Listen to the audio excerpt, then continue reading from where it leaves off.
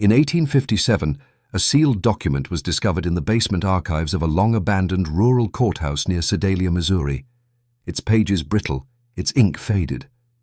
It was addressed not to any court, nor any person, but to whoever dares read. Inside, the handwritten case notes of Dr. Samuel Harding, a Civil War physician turned small-town doctor. The contents were so disturbing they were never officially published, not because they lacked evidence, but because they described something medicine could not explain and religion would not touch. The subject of Harding's notes, an 8-year-old boy named Timothy Caldwell. He didn't scream. He didn't hit. He didn't even cry. But over a period of 6 months, 11 people died. Dozens of animals were found mutilated, and every incident had one common denominator: Timothy. Not in the way you'd expect. Not in violence, not in defiance, but in his silence, his observation, his impossible awareness of things he should not have known. Neighbors said he was polite, respectful, a model child, but the animals always knew they wouldn't go near him. It began with the death of a little girl, then a man found twisted at the bottom of Devil's Bluff. A third victim was discovered barely alive at the bottom of a concealed well. Timothy found them all. Every time. He had explanations. Perfectly rehearsed. Perfectly timed. But Dr. Harding saw something in the boy's eyes that no science textbook could explain. Only document. The deeper you go, the less sense it makes, until you realize you were never supposed to understand it. You were only supposed to obey it. Stay. This is the beginning of a descent, not a story. And what waits at the bottom changes a man forever. Let's begin. It wasn't just the deaths that disturbed Dr. Harding, it was the details. Mary Fletcher, face down in 18 inches of water. Henrik Lenn, neck shattered beneath a cliff he climbed every week without fail. Jacob Mills, discovered just barely alive in a sealed well. No child should have survived. And yet, Timothy Caldwell, always Timothy, was there. At the scene. First to find them. First to speak.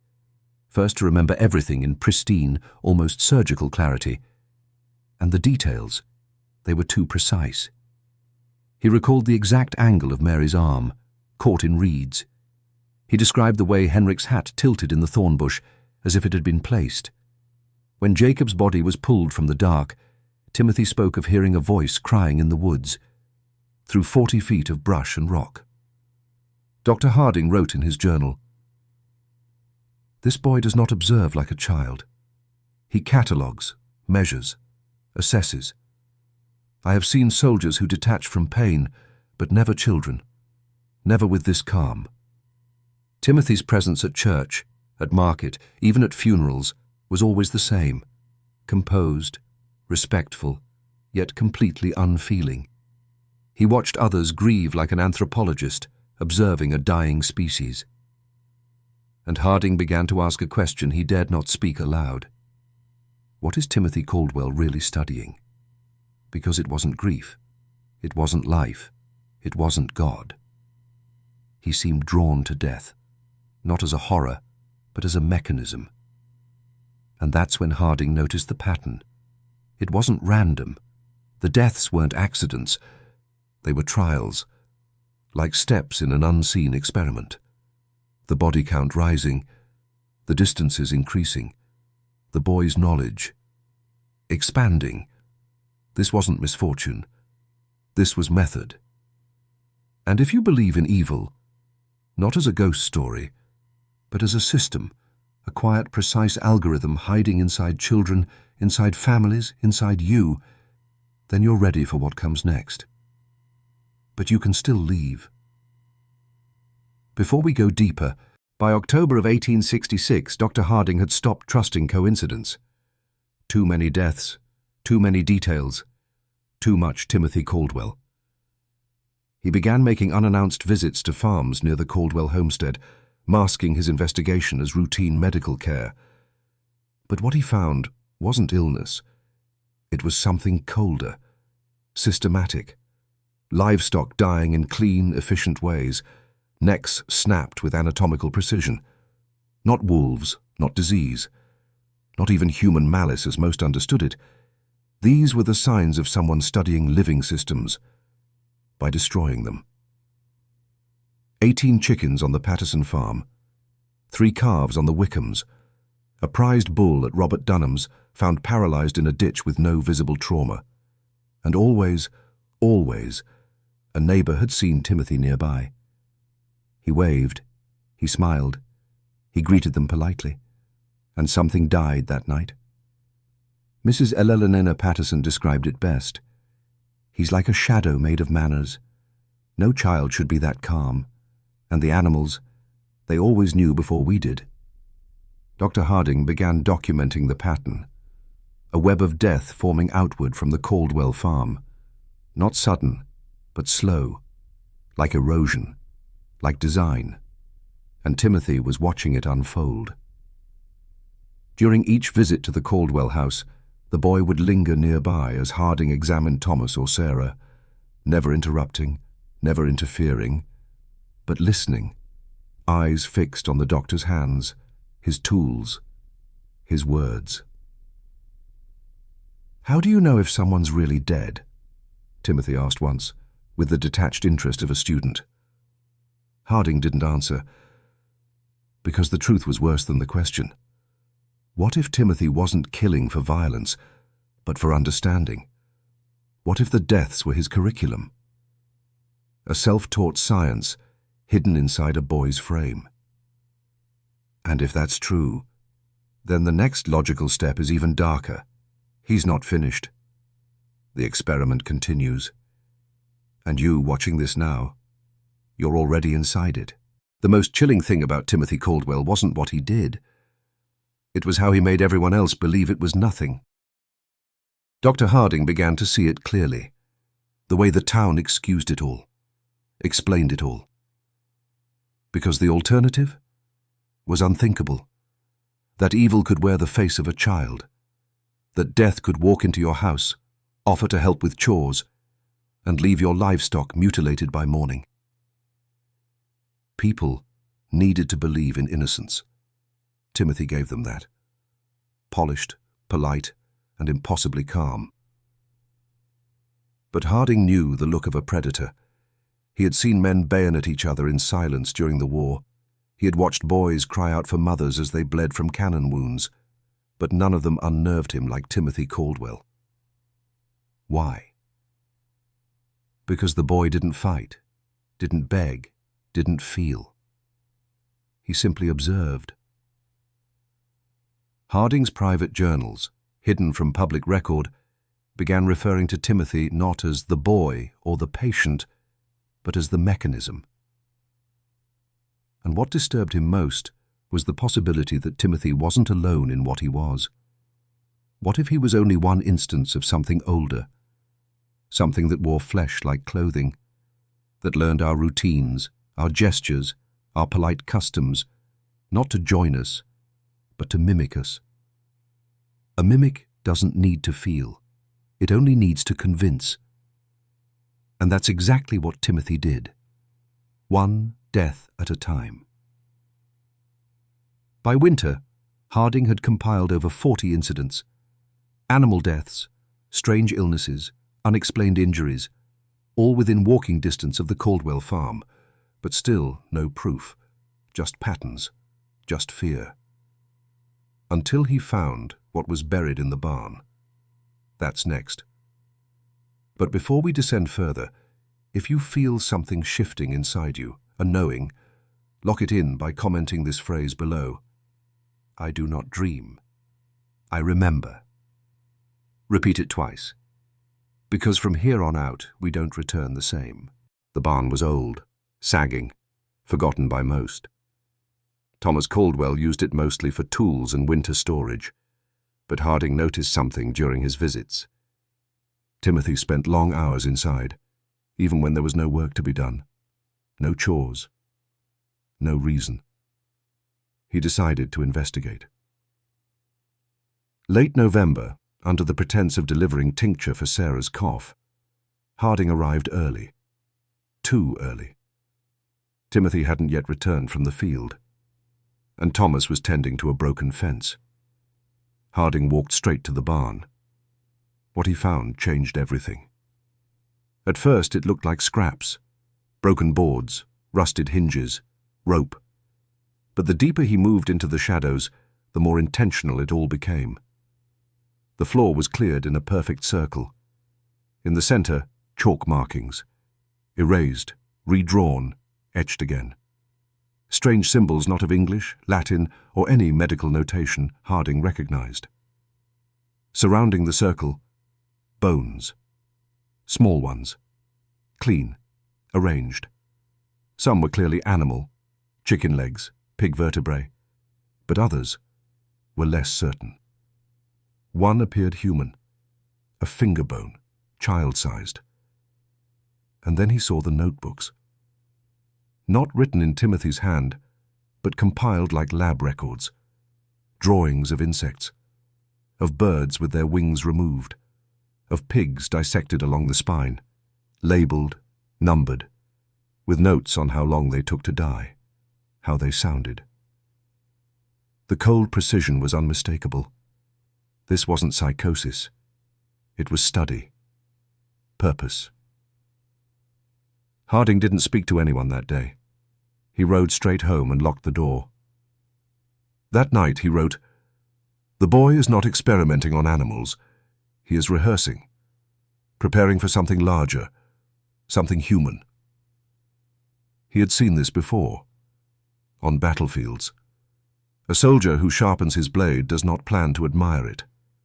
He plans to use it. And Timothy Caldwell? He was sharpening something far worse than steel. By December, the air had changed in Sedalia. Not colder, heavier, as if the ground itself had begun to suspect what was growing beneath it. Dr. Harding tried to alert the townsfolk, quietly at first. Conversations behind closed doors, warnings disguised as questions. He asked if others had noticed the deaths, the patterns, the strange calm in Timothy's eyes. Most dismissed him. A few listened. One man, Samuel Patterson, took it seriously. He'd seen the dead hens, heard his wife's unease. He agreed to help Harding gather real evidence. They planned to search the barn together. But 3 nights before they met, Samuel was found dead in his field. Collapsed. No wounds. No struggle. His face frozen in an expression of fear so profound it bent the jaw. The coroner called it stroke. Harding didn't believe that for a second. Because the night before Samuel died, Timothy had visited their home to return a borrowed tool. And after that visit, every dog on the Patterson property had refused to enter the house. Harding's suspicion deepened, not just of Timothy, but of something behind Timothy. A presence, an intelligence, an intention. He revisited the chalk markings from the barn, reproduced them in ink. When he sent a drawing to a contact at the seminary in St. Louis, he received no reply. But a week later, a package was left on his doorstep. Inside, a single note. "Burn it. Do not ask questions." That's when Harding knew this didn't begin with Timothy Caldwell. It had happened before. Maybe not in Sedalia, maybe not even in Missouri, but somewhere, something had opened a door, and what had walked through wasn't human in the way we understand it. It wore a child's face, but it was older than the war, older than the country. And it was learning, faster than anyone realized. What do you do when the evil isn't in the shadows? When it smiles at you, says, "Yes, sir," offers to carry your bucket? That was the question Harding could no longer escape. He had dealt with devils in uniform, men driven mad by bloodlust and grief. But Timothy Caldwell wasn't mad. He was methodical. Every death, every detail, every explanation, timed with surgical grace. So Harding turned inward, into records, journals, whispers from the past. And what he uncovered pointed not just to Timothy, but to a pattern stretching far beyond Sedalia. In 1791, a series of child-led accidents struck a settlement in Western Virginia. 3 drownings, 2 missing infants, 1 elder found with every bone in his right hand broken, but not a mark on the rest of his body. All deaths surrounded a quiet orphan named Elias, described as polite, peculiar, and never seen to play. In 1823, a priest in the Indiana Territory documented a young boy of exceptional discipline who was drawn to the wounded and the dying, and who predicted storms and deaths with eerie accuracy. None of these cases were ever fully investigated.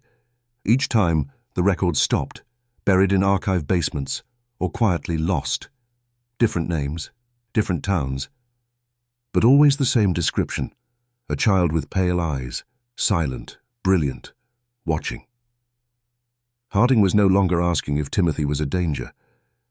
He was asking what it was inside Timothy that others had seen before. Because by now the truth was undeniable.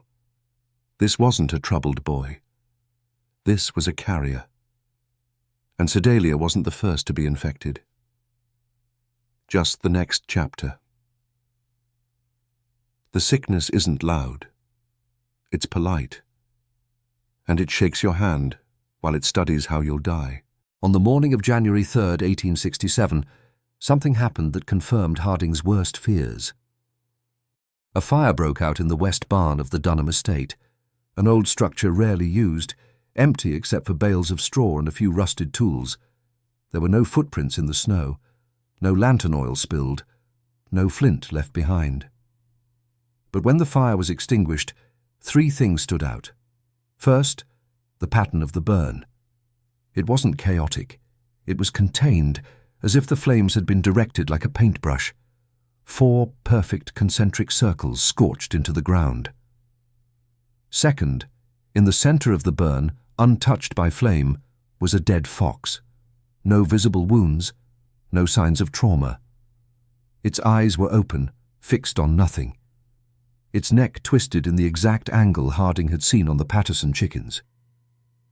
And third, hours before the fire, Timothy Caldwell had been seen walking along the Dunham fence line. Again. Harding didn't sleep that night, because something had changed. This wasn't just the work of a child. This was ritual, a precision beyond human compulsion, an invocation, an offering. And that meant Timothy wasn't just observing death. He was practicing creation. But of what? Harding wrote in his final journal before the record stopped. It is as though the boy is preparing the soil, not for a crop, but for something to awaken beneath it. And the fire was not destruction. It was instruction. Whatever Timothy was learning, he was ready to demonstrate.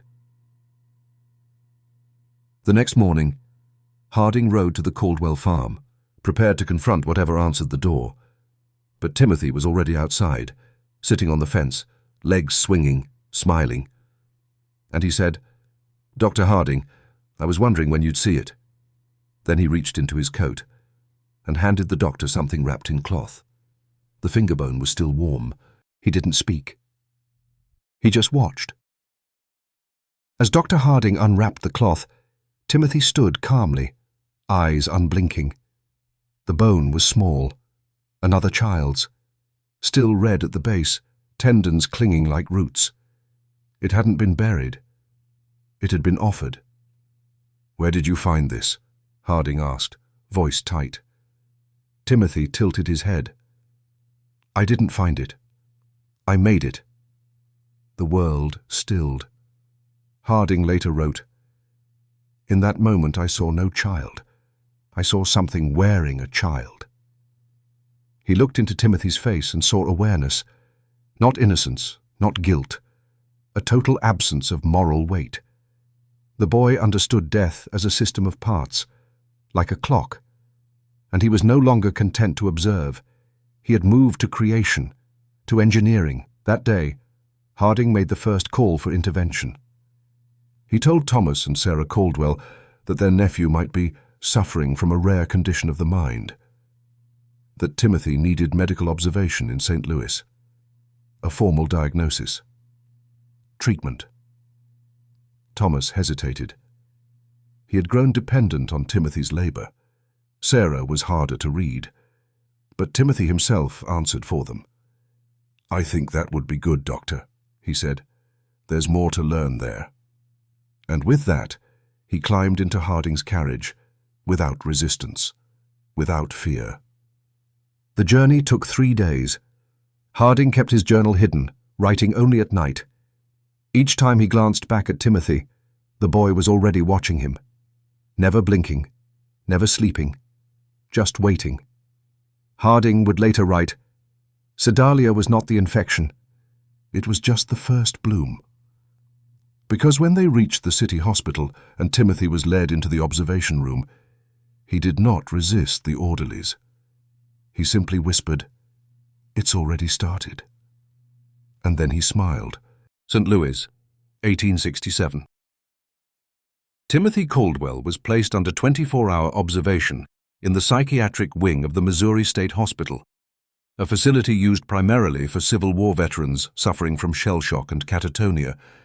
He was the youngest patient by over a decade.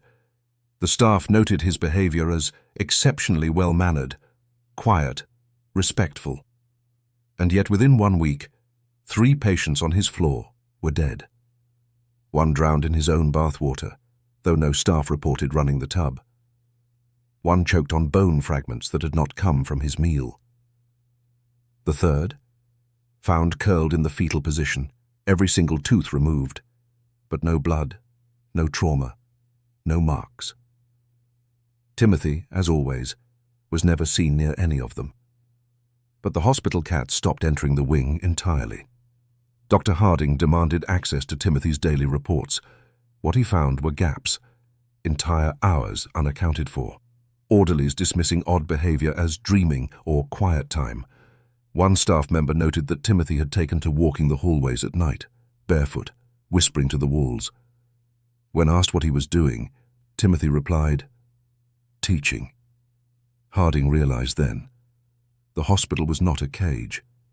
It was a classroom. Timothy wasn't just learning anymore. He was replicating, spreading whatever intelligence or force resided within him to the broken minds around him, like seeds in damaged soil. He wasn't a student. He was becoming a teacher. That night, Harding visited the observation room alone. He stood behind the glass. Timothy looked up, and for the first time he spoke without being asked.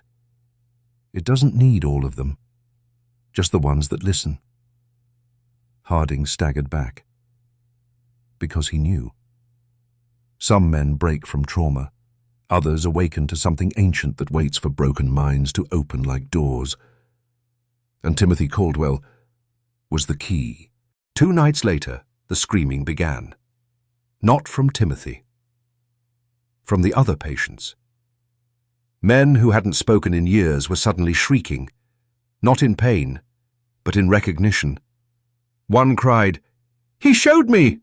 over and over, tearing at his own skin. Another, mute for 5 years, began drawing spirals on the walls with blood. Not random scrawls, but structured glyphs. The same glyphs Harding had seen in Timothy's barn. The hospital tried to contain it. They failed. Within 72 hours, 7 patients were dead. No attacker, no weapon. Just a cold wave of madness that seemed to pass through the air like a sickness. And at the center of it, Timothy Caldwell, silent in his chair, hands folded, eyes wide with permission. Harding knew this wasn't psychology. It wasn't trauma. It was a broadcast, like something inside Timothy was radiating outwards, hijacking minds that had already cracked. Not killing, but repurposing. He petitioned for an emergency transfer. The hospital refused. So Harding made a decision. He would kill the boy. But when he arrived with morphine, and a forged order of release, Timothy was already waiting by the door, dressed, smiling. "You're late, Doctor," he said. Harding froze. "How did you—" Timothy stepped forward. "I don't need to stay any more," he whispered. "They're listening now." And then, before Harding could act, Timothy handed him something wrapped in gauze. Not a bone this time. A tooth. Human. Still warm. Still wet. "Give this to the next one," Timothy said. "They'll know what to do." Harding didn't ask who they were. He fled. But he kept the tooth, because deep down, he suspected something he dared not write in his journal. That this wasn't just about Sedalia, or the hospital. It was a pattern, a lineage. And Timothy Caldwell wasn't the beginning. He was the echo. Dr. Harding resigned from the Missouri State Hospital 1 week later. He left no forwarding address, no explanation, just a single envelope, hand-delivered to a seminary in New York. Inside was a note. "It is not demonic. It is not divine. It is structural, and it is old. We are not dealing with possession. We are dealing with inheritance." He disappeared after that, never seen again. But Timothy Caldwell didn't disappear. He was quietly released into the custody of an unnamed family in Illinois, relatives according to state records, though no census ever confirmed them. And within months, strange events began surfacing in the town of Alton. Livestock found gutted with no footprints nearby. A 7-year-old girl who spoke fluent Latin overnight, despite never being taught. And most disturbing, a Catholic priest found wandering the church grounds, barefoot, eyes white, repeating a single phrase. "It's listening now." But when state officials arrived to investigate, they found no trace of the Caldwell boy. Just an empty bed, a window open, and claw marks from the inside on the wooden floor beneath it. The family refused to speak, moved away within days. And Timothy, gone. But letters continued to surface. Cryptic messages mailed to asylums, seminaries, and even military outposts. Each letter the same, a single tooth, wrapped in cloth, and a phrase written in flawless script, "I am not the last." By 1873, sightings of similar children were recorded in Ohio, Nebraska, and even parts of Canada. Always the same description, always the same silence, and always the same outcome. Madness spread in quiet places, because what Timothy Caldwell had awakened in Sedalia was no longer confined to one boy. It had found a form, and that form could move. The pattern widened, and yet no newspapers reported it. No official investigations followed. Why? Because by then, the rot had entered the institutions themselves. Seminaries burned their own archives. Hospitals lost entire wings of records. Local sheriffs retired quietly after unexplained disappearances in their counties. Even military officers who received Timothy's teeth, yes, more than one, either died within the year or resigned, citing mental strain. And then came the children. Across rural towns, they began to appear, untraceable, unnamed, and precise. A boy found standing in a field during a lightning storm, untouched by the rain, whispering to a dead crow. A girl who walked into a one-room schoolhouse in Iowa recited the names of every student in reverse birth order and then vanished when the teacher blinked. They weren't ghosts. They were echoes. Fragments of something replicating itself, not biologically but intellectually, psychically, structurally, just as Harding had feared. The tooth was never just a symbol. It was a key, a carrier object, passed from one mind to another, embedding ideas not through speech, but through pattern, through structure, through exposure.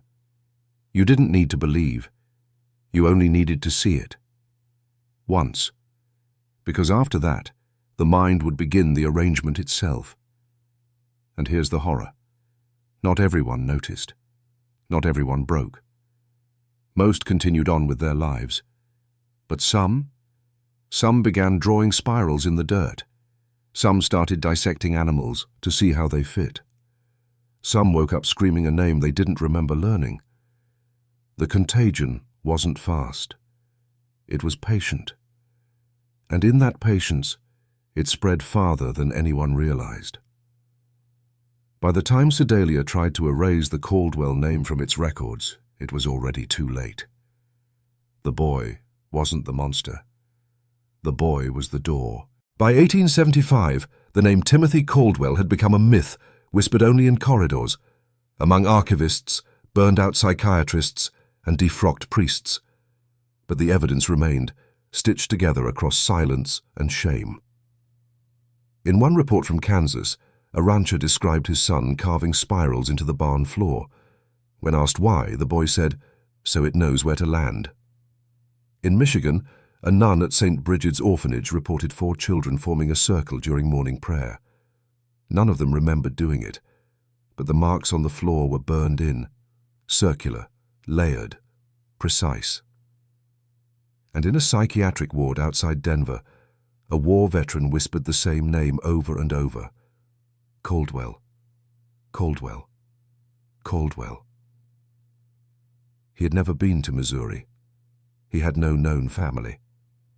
But when shown a sketch of the boy based on Harding's journals, he began weeping. Not from fear, from recognition. Because the face was not foreign to him.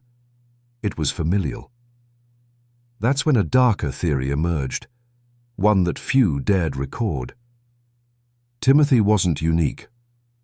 He was part of a lineage, not by blood, but by design, passed from mind to mind like a virus that needed only one condition to bloom: a willing host. And here's the most chilling part. Some recipients welcomed it. They called it the architect, others called it the listener, and a few, too broken to lie, simply said, "It showed me how the world actually works." Because this force didn't destroy minds, it rearranged them, took what was broken and made it useful, efficient, obedient. Everywhere the pattern spread, a single outcome followed: order, silence, sacrifice. Not out of malice, but because, as one forgotten minister in Illinois wrote before cutting out his own tongue, it only needs one voice at a time, and then it speaks through everyone else. By the winter of 1876, a whisper network had formed among those who knew, a loose confederation of theologians, occultists, and rogue academics, each obsessed with the same question. What was Timothy Caldwell? Not who. What? Because by now, the sightings had shifted, no longer confined to rural children or the mentally ill. The pattern was emerging in adults, bank clerks, teachers, deputies. They'd vanish for days, then return, quieter, focused. And then came the changes. A church choir in Ohio performed a hymn in a language no one recognized. A one-room schoolhouse in Georgia burned down. No arson, no lightning, just inversion of gravity, witnesses claimed. And in the Arizona territory, 3 miners dug a perfect cube 30 feet into the ground and disappeared. No tools left behind, just spirals, burned into the rock. Harding's old journals resurfaced in fragments, photocopied and passed in secret. Each page brought fresh horror, not because of what they said, but because others were seeing the same things, across the country, across the border. It was spreading faster now, not geographically, but ideologically. Through architecture, through speech patterns, through design. Some suspected it was embedded in the way churches were being built, or in the new school curricula, funded by strange benefactors, even rail lines, curving in unnatural patterns when seen from above. And everywhere, the glyphs, always the glyphs. But here's the unspoken truth, the one that finally broke the last of the old resistance. It made people better, more focused, more orderly, less afraid of pain, more willing to sacrifice. The price? Emotion, wonder, the soul itself. Because Timothy Caldwell didn't just herald a horror, he foreshadowed a system, one that doesn't conquer by war or plague. It simply aligns what's already broken in us and makes it useful. And once you are in with it, once your mind finds the rhythm, there's no going back. You don't want to, because now you understand. There is no grave for Timothy Caldwell, no death certificate, no last known address. Only patterns, circles carved into old floors, missing records, children who know too much, too early, and whispers, always whispers. One archivist in Massachusetts claimed to find a photograph taken in 1904, an unidentified boy standing among faculty at a medical school, eyes too dark, smile too calm, the same spiral scratched into the back of the photo. Same face, same age. But here's the question the old scholars feared to ask. What if Timothy never aged? Because Timothy was never human to begin with. Not possessed, not cursed. Built. By what? Or whom?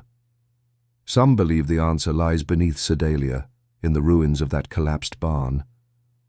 Others say it's encoded into certain cathedral blueprints from the 12th century, structures that hum at night if you press your ear to the stone. But most agree, it didn't start with him. Timothy Caldwell was just the first one they noticed. And even now, in quiet hospitals, in foster homes, in forgotten seminaries and government basements, the glyphs return, the voices resume, the teeth arrive. And someone, a janitor, a night nurse, a school counselor, hears a child humming something that doesn't belong in this century. You don't stop it. You don't kill it. You receive it. Because this was never about chaos. It was about alignment. The suffering, it's just calibration. And those who listen long enough, who open wide enough, come to understand one final truth. Timothy Caldwell was not a boy. He was the blueprint. And now that you've heard his story, the pattern has already begun.